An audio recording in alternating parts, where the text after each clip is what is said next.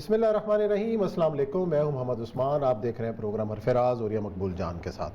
ناظرین، افغانستان کے حالات میں روز بروز نئی تبدیلی آ رہی ہے اور طالبان اپنی کامیابیوں کا دعویٰ کر رہے ہیں، اور ایسے مناظر جو ہیں وہ ٹی وی سکرینز پہ چل رہے ہیں کہ بڑی تعداد میں افغان فورسز جو ہیں وہ طالبان کے سامنے سرنڈر کر رہی ہیں، اور بہت سارے اضلاع طالبان نے بغیر لڑائی کے جو ہے اس کو میں فتح حاصل کی ہے۔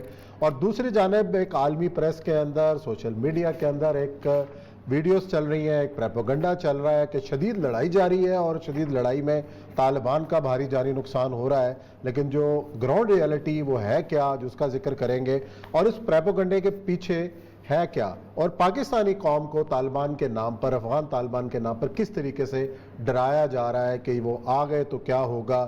اس حوالے سے طالبان نے بھی اپنی کوئی گائیڈ لائنز اور ایک حکم نامہ جاری کیا ہے، اس کا بھی ذکر کریں گے، اور کچھ ذکر ہوگا ملکی سیاست کا اور کچھ نیب کے کیسز کا کہ وہ کس طرف جا رہے ہیں۔ شہباز شریف صاحب کی بھی پریس کانفرنس ہوئی، ٹی ایل پی کے سربراہ سعد رضوی صاحب کو بھی نظر بندی میں اضافہ ہوا، اس حوالے سے اس کے قانونی پہلوؤں کا جائزہ لیں گے، لیکن بڑھتے ہیں اپنے پہلے موضوع کی جانب۔ فاریہ صاحب، کیا جو انٹرنیشنل میڈیا رپورٹ کر رہا ہے کہ گھمسان کی لڑائی جاری ہے اور اتنا نقصان ادھر ہو گیا اور اتنا ادھر ہو گیا، لیکن جو ویڈیو سامنے آ رہی ہیں کہ ایک سرنڈرز کی سیریز ہے کہ ہر جگہ پہ جاتے ہیں اور خود افغان فوجی جو ہیں وہ شامل ہو رہے ہیں اور اپنا اسلحہ طالبان کے سامنے 4 یا 5 طالبs کے سامنے وہ پوری کی پوری فوج سرنڈر کر رہی ہے، تو یہ ایک تو یہ کہ امریکہ کے جانے کے بعد جو انسیکیور ہوئی ہے افغان آرمی، اور جس کو کہا جا رہا ہے کہ افغان نیشنل آرمی، پہلی بات تو یہ ہے کہ جس کی لیجٹیمیٹ حیثیت کیا ہے، نیشنل آرمی ہے کہ نہیں ہے، اور ہو کیا رہا ہے۔ دیکھیں، پہلی بات تو یہ ہے کہ پاکستان میں کچھ لفظ، اب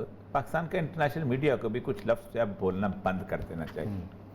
اس کی بنیادی وجہ یہ ہے کہ 2-3 لفظ، ایک تو سب سے اہم لفظ ہے کہ افغان نیشنل آرمی، افغانستان کی قومی فوج۔ پاکستان میں نریندر مودی کی فوج آتی ہے، قبضہ کرتی ہے، اور یہاں $5000 کے نام پہ ریکروٹ کرتی ہے لوگوں کو، اور اس کی ایک فوج بنا کے جی ایچ کیو میں بٹھا دیتی ہے۔ کیا وہ پاکستان نیشنل آرمی ہو سکتی ہے؟ سوال ہی پیدا نہیں ہوتا۔ نہیں ہو سکتی۔ امریکہ کی فوج آتی ہے، افغانستان پہ قبضہ کرتی ہے، مراد کی مراد دیتی ہے، اتنی شاندار مراد جس کا آپ تصور نہیں کر سکتے، وہاں سے لوگ ریکروٹ کرتی ہے اور ان کی ایک آرمی بناتی ہے، جس کو انڈیا ٹرین کرتا ہے، جس کو امریکہ ٹرین کرتا ہے، جس کو نیٹو کی فورسز ٹرین کرتی ہیں۔ اور کس مقصد کے لیے ٹرین کرتی ہیں؟ اس لیے ٹرین نہیں کرتی کہ وہ کسی اور جہاز پہ جا کے لڑیں گی، اس لیے کہ اپنے عوام کے خلاف امریکہ کے کہنے پہ گولی چلائے۔ اور میں بہت واضح ہوں، اس لیے پاکستان میں جو شخص بھی جس نے گزشتہ 20 سال ان کو افغان نیشنل آرمی کہا تھا، کم از کم اس وقت ان کو شرم آنی چاہیے کہ انہوں نے کیوں کہا تھا۔ ہم تو اس وقت بھی نہیں کہتے تھے۔ جس ملک نے ان کو ریکروٹ کیا، جس قوت نے ان کو ریکروٹ کیا، وہ خود ان کو چھوڑ کے چلے گئے۔ ملازم موجود ہیں، مالک چلا گیا، اور ہم کہہ رہے ہیں جی مالک کی جو فوج ہے وہ قائم۔ ایک تو یہ، دوسرا جو ہوتا ہے کہ کسی بھی ملک کی لیجیٹیمیسی جو ہے، اس کی گورنمنٹ کی لیجیٹیمیسی اس ملک کے اندر اس کی اقتدار اعلیٰ کے حساب سے ہوتی ہے۔ آپ ایک ایگزائل گورنمنٹ بنا دیں یا ایک ملک کے اندر ایک چھوٹا سا شہر لے کے وہاں ایگزائل گورنمنٹ بنا دیں، لیجیٹیمیسی نہیں بنتی۔ صحیح۔ عثمان صاحب، آپ 5 لاکھ بندہ بھی اکٹھا کر لیں 22 کروڑ میں سے، اور آپ 5 لاکھ بندے کو لے کے اسلام آباد شہر کے اندر بٹھا کے اور اس کے اندر فورسز لگا کے کہیں کہ یہ پاکستان کی گورنمنٹ ہے، جبکہ باقی پورے پاکستان پہ اس گورنمنٹ کا کوئی کنٹرول نہیں، تو دنیا اس کو لیجیٹیمیٹ گورنمنٹ نہیں مانتی۔ اقوام متحدہ مان سکتی ہے، کمیٹی آف نیشنز مان سکتی ہے۔ کیوں مان سکتی ہے؟ کہ کمیٹی آف نیشنز نے اس لیے مانا کہ جس وقت 2001 میں وہ لوگ آئے تھے تو 2003 کے اندر جو جرمنی معاہدہ ہوا تھا، تو امریکہ نے سب کے گردن پہ ایسے انگوٹھا رکھا، کہا اس کو مان لو۔ 2016 کے آس پاس جب یہ لوگ جانے لگے تو پاکستان کا ایک طبقہ ہے، ہم نے 20 سال پہلے ایک اور طبقے کو دیکھا تھا، اس سے 5 سال پہلے ایک اور طبقے کو دیکھا تھا۔ پاکستان کے دانشوروں کو میں نے ذلیل اور رسوا ہوتے ہوئے تیسری دفعہ دیکھ رہا ہوں، اور پاکستان کے قوم پرستوں کو ذلیل اور رسوا ہوتے ہوئے میں تیسری دفعہ دیکھ رہا ہوں۔ پہلی دفعہ ہوا یہ تھا کہ جب 1979 میں آئے تھے، آپ کو اندازہ نہیں عثمان صاحب کہ اس وقت بھٹو کی حکومت ختم ہوئی تھی اور پاکستان کے اندر ایک اتنی بڑی قسم کی موومنٹ چلی ہوئی تھی کہ اب پاکستان میں انقلاب آ جائے گا، کیونکہ پاکستان میں کمیونسٹ انقلاب لانے کے لیے روس چاہیے تھا۔ دوسرا یہ تھا کہ ایران کے اندر باقاعدہ ابھی تک ڈیفرینشیٹ نہیں ہوا تھا کہ یہ انقلاب مولویوں کو آیا ہے یا کمیونسٹوں کا آیا۔ ہمارے دوست ہوتے تھے عمر اصغر صاحب، عمر یونیورسٹی میں پڑھتے تھے، یہاں پر ہوتا تھا کہ ایرانی امیر زہاری جو تھا وہ تودا پارٹی کا بندہ تھا، وہ یہاں سے چلے گئے اور وہاں جا کے ان کا ایران میں انقلاب آ گیا، ہم سیکھ کے آئیں گے پاکستان میں کیسے لے کے آئیں۔ اتنے میں 6-7 مہینے کے بعد روس داخل ہو گیا، تو یہاں نظمیں لکھی جا رہی ہوتی تھی، انقلاب آ رہا ہے اور یہ ہو رہا ہے، اب مولویوں تمہاری داڑیاں شیو کرا دی جائیں گی، یہ مسجدوں کو تالے لگ جائیں گے، بلکہ ایک نے کہا اس مسجد میں تو ہم زبردست قسم کا ڈانسنگ کلب کھولیں گے، جیسے ہم نے تاجکستان میں کھولا تھا، جیسے ہم نے ازبکستان میں کھولا۔ اس وقت اللہ تبارک و تعالیٰ نے ایک قوم کو اٹھایا تھا، اور وہ قوم تھی افغان قوم۔ اس کے بارے میں بھی میں ایک بہت غلط فہمی دور کر دوں کہ لوگ یہ سمجھتے ہیں کہ شاید افغان قوم جو ہے وہ جینیٹیکلی جو ہے وہ ہمیشہ سے غالب رہی ہے، نہیں۔ جب تک افغان مسلمان نہیں ہوئے، لا الہ الا اللہ محمد رسول اللہ نہیں پڑھتے رہے، افغان قوم کے اوپر تمام ایرانی حکمران رہے ہیں۔ اچھا، فارس اعظم حکمران، فلانا حکمران، یہ جو کیا نام تھا ساسانی اور سمانی اور پتہ نہیں کون، ٹرکس، یہ سب حکمران رہے ہیں۔ الیگزینڈر رونتا ہوا گزر گیا تھا افغانستان، رونتا ہوا گزر گیا تھا۔ آپ سوچ نہیں سکتے کیا صورتحال تھی ان کی۔ رخسانہ کا جو مشہور واقعہ کہ جو سب سے خوبصورت بیوی اس کو افغان تھی جو پیش کی گئی تھی کابل سے، کہا جاتا ہے کہ یہ پرشین اسپیکنگ تھی، افغانوں میں سے تھی۔ جس دن سے سیدنا عمر ابن خطاب کے زمانے سے پھر افغان محکوم ہوئی ایک قوم۔ وہ میں پرانی باتیں نہیں کر رہا، میں تازہ میرے اپنے ہوش کی باتیں، ابھی سارے لوگ زندہ ہیں، اکثریت زندہ ہے جنہوں نے دیکھا ہے۔ اس قوم نے وہ ذلیل و رسوا کیا اس عالمی طاقت کو، جو طاقت نظریے کی بنیاد پہ اٹھی تھی، کمیونسٹ تھی، مزدوروں کی اقتدار کو لے کے آنے چاہتے، جس کے پیچھے کارل مارکس تھا، جس کے پیچھے اینگلز تھا، جس کے پیچھے ٹراٹسکی تھا، جس کے پیچھے لینن تھا، جس کے پیچھے فیض احمد فیض تھا، جس کے پیچھے عابد حسن منٹو تھا، جس کے پیچھے سیار اسلم تھا، جس کے پیچھے بھگت سنگھ تھا، ذلت اور رسوائی کے ساتھ۔ اور حالت عثمان صاحب یہ ہوئی ہے کہ جب وہ یہاں سے نکلے ہیں، جب وہ ٹوٹے ہیں، تو خدا کی قسم اٹھا کے کہتا ہوں کہ سب سے زیادہ ذلت و رسوائی رشین عورتوں کی ہوئی۔ دفتر کھلے ہیں رشین بیویوں کے لیے، رشین امریکن دفتر، پولینڈ سے، چیکوسلوواکیا سے، باقی جگہ پروسٹیٹیوشن، 70,000 عورتیں تو ایک جگہ پہ اپنا وہاں پر۔ اس کے بعد چلے گئے روس، لڑائی شروع ہوئی، ہم لوگ بڑے خوش ہیں، وہ لوگ بڑے خوش، دیکھو روس چلا گیا، آپ تو لڑنا تھا افغان۔ پھر ان کے اللہ نے ان کا منہ بند کرنے کے لیے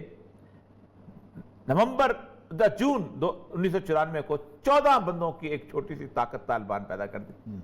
وہ 5 سال رہی، پھر ہمیں یہ پھر تانے دیتے تھے۔ جس دن میں نے پہلا کالم لکھا تھا عثمان صاحب کہ یہ طاقت یہاں سے جائے گی، اس دن انہوں نے گفتگو شروع کی، یہ ٹیکنالوجی ہے، یہ میں بھی بات نہیں کرتا ہوں۔ آج ذلت و رسوائی مقدر ہو چکا۔ اب اس وقت کیا ہے، کوئی ماننے کو تیار نہیں کہ ہمیں شکست ہو گئی ہے، جبکہ دنیا کے بڑے بڑے لوگ، امریکن، باقی لوگ مانتے ہیں کہ اب کر کیا رہے ہیں۔ پاکستان کے کچھ دانشور، میں ان کے چہرے افغانستان پہنچے ہوئے ہیں۔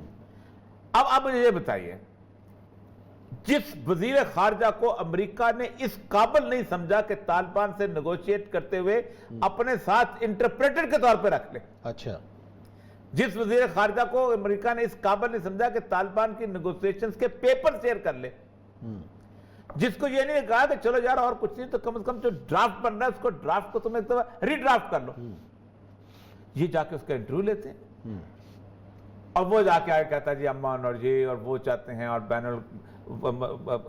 ٹھیک کابل۔ اچھا، ابھی جو افغان حکومت ہے امریکہ کے جانے کے بعد، ابھی جو آپ خود کہہ رہے ہیں کہ یو این نے اس کو لیجیٹیمیٹ سمجھا ہوا ہے، اور ابھی اگر وزیر خارجہ انٹرویو دے رہا ہے، کام کر رہا ہے، ابھی تک تو ہے نا وزیر خارجہ کہ نہیں؟ دیکھیے بات سنیں، اس وقت کیا وہ وزیر خارجہ جا کے ایران میں نیگوشیشن کر سکتے ہیں؟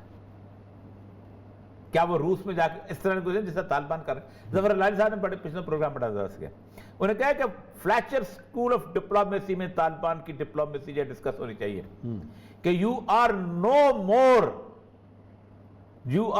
Not even a single entity in the country, نہ آپ وہاں پر وزیر خارجہ ہیں، نہ آپ فرسٹ سیکٹری ہیں، نہ آپ سیکنڈ سیکٹری ہیں، نہ آپ تھرڈ سیکٹری ہیں، نہ آپ امبیسڈر ہیں، نہ آپ کو آپ کا امبیسڈر ریسیو کرنے والا وہاں پر موجود ہے، نہ آپ کی کوئی فائل مینٹین کرنے والا موجود ہے، نہ آپ کو کوئی ڈپلومیٹک چارٹ بنانے والا آپ کو موجود ہے کہ یہ بننے اس طرح چلنا ہے. اس کے باوجود آپ قطر جاتے ہیں، چین جاتے آپ ہیں، چین جاتے ہیں، ماسکو جاتے ہیں، آپ ترکی جاتے ہیں، آپ انڈونیشیا جاتے ہیں، آپ ملائیشیا جاتے ہیں، اور آپ کے ساتھ نیگوسیشن ٹیبل ویسے سجتی ہے جیسے پاکستان کے کسی وزیر خارجہ کی ترکی کے ساتھ سجتی ہے، جیسے سعودی عرب کے کسی وزیر خارجہ کی امریکہ کے ساتھ سجتی ہے. یہ آپ نے دنیا کے اندر دنیا کو حیران کر دیا ہے. آپ کی عزت و توقیر، آپ کی حالت یہ ہے کہ آپ یہاں سے مانگتے پھرتے ہیں کہ ہمیں ملاقات دو، اور وہ کہتے ہیں ہم آ رہے ہیں. یہ جو ایران کی اور روس کی ملاقات ہوئی آپ کو پتہ ہے ایمرجنسی میں ہوئی ہے. کس بنیاد پر ایمرجنسی میں ہوئی ہے؟ ہوئی یہ ہے کہ 1700 بندے جو تھے افغان نیشنل آرمی کے، یہ بھاگ کے چلے گئے تاجکستان، اور تاجکستان بھاگ کے چلے گئے. تاجکستان نے واپس بھیجنے کی کوشش کی تو انہوں نے بند کر دی. اور سب سے بڑی بات یہ ہے کہ ملٹری اسٹریٹجی کے حساب سے دنیا ہمیشہ یہ کہتی ہے کہ یار جہاں آپ اپنا علاقہ نا سکیور کرو، مطلب جہاں میرے آپ میں سکیور کرو. وہ کہتے ہیں طالبان نے گزشتہ 300 سال کی ملٹری اسٹریٹجی کے بالکل الٹ کیا ہے کہ پہلے دشمن کا علاقہ سکیور کرو، بعد میں اپنا دیکھا جائے گا. انہوں نے سب سے پہلے جو ناردرن الائنس کی جتنا بارڈر تھا ان کو سیکور کیا. آج وہاں سے صورتحال اس کے اوپر روس نے اپنا سفارت خانہ بند کیا. جب سفارت خانہ بند کیا تو اس کے اوپر طالبان نے کہا کہ آپ آ جاؤ یہاں. اب طالبان کے پاس افغانستان میں کوئی بیٹھنے کی جگہ نہیں ہے. وہ کہتے یہی ہیں کہ اگر ہمارے پاس بھی بیٹھنے کی جگہ ہوتی جس کے اوپر ہم ذمہ داری لے لیتے، ہم وہاں بلاتے، ان کو پتا ہے کہ ڈرون آ جائیں گے تو ہماری بدنامی ہوگی، وہ فوراً وہاں چلے گئے. ایران کے ساتھ صورتحال بنی، ایران میں جا کے نیگوسیشن کرنے شروع ہو جائے. ٹرکی کو بحیثیت لیجیٹیمیٹ گورنمنٹ وارن کیا ہے کہ خبردار اپنے یہاں بھیجنا، تم یہاں آنا. پاکستان کے بارے میں کہتا ہے کہ پاکستان صاحب ہم آپ کی عزت کرتے ہیں، یہ کرتے ہیں، لیکن یہ مشورے ہمیں نہ دو، ہم اپنی حکومت کو خود چلائیں. اس کے بعد ایک اور چیز جو کہ طالبان کے ریسنٹ فنامنا کے اندر جو کہ ابھی سامنے آئی، جو کہ اب ہمارے ہاں کہ سارے سینیریو کے اندر ایگزیکٹلی ریپیٹ ہو رہا ہے 1994 ٹو 95 تک کا ایرا، کہ لوگ اتنے تنگ آئے ہوئے تھے اس وقت وار لارڈ سے کہ لوگوں نے سرنڈر کرنا شروع کیا، اور طالبان کی جو لیجیٹیمیسی ہے وہ بلٹ اپ ہوتی گئی. اور 1996 سپٹمبر میں جب انہوں نے کابل فتح کیا تو اس کے وقت سب سے بڑا جو رول ادا کیا تھا، جس کی ذلت اور رسوائی یہ پھر دوسری دفعہ ہو رہی، وہ ہے انڈیا. آپ اندازہ انڈیا والا جو معاملہ جو ہے نا، جو فوٹیجز آئی ہیں راہ کے انخلا کی اور جو طیارے بھر بھر کے C-130 جو جاتے رہے ہیں، اس کا ذکر کریں گے بریک کے بعد. یہ بہت بڑا موضوع ہے کہ اب انڈیا چاہ کیا رہا ہے، ہو کیا رہا ہے، اور اس کی چلنی کیسے ہے، کہ چل بھی سکتی ہے کہ نہیں، یا جوتے کھا کے نکل گیا. یہ ناظرین بریک لیتے ہیں، بریک کے بعد آئیں گے اور خاص طور پر انڈیا کا اور بعض عالمی طاقتوں کے کردار کو ڈسکس کریں گے بریک کے بعد.